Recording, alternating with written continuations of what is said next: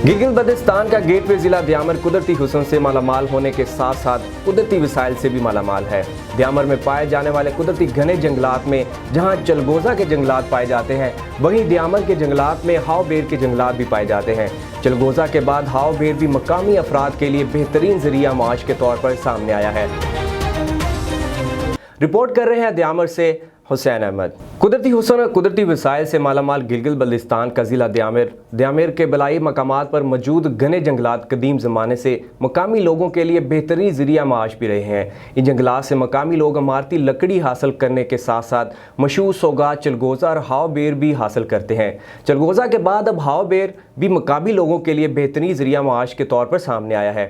मकामी अफराद हाव बेर जंगलों से उतार कर चिल्लास शहर में फ़रोख्त करते हैं। एक्सपोर्ट होता है और इसकी दवाई बनती है।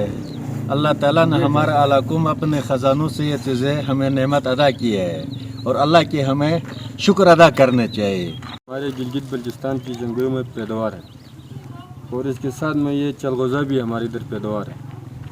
ये दवाई में भी इस्तेमाल होता है, ये बाहर एक्सपोर्ट होता है। तो ये इस वजह से तो हम रिक्वेस्ट करते हैं कि हमारी हुकूमत चीनीज़ हुकूमत के साथ बात करेगा, हमें इजाज़त मिलेगा, हम ये माल लेकर उधर जाएंगे, हमारे बच्चों का रोज़ी होगा, अपने इलाके का रोज़ी होगा।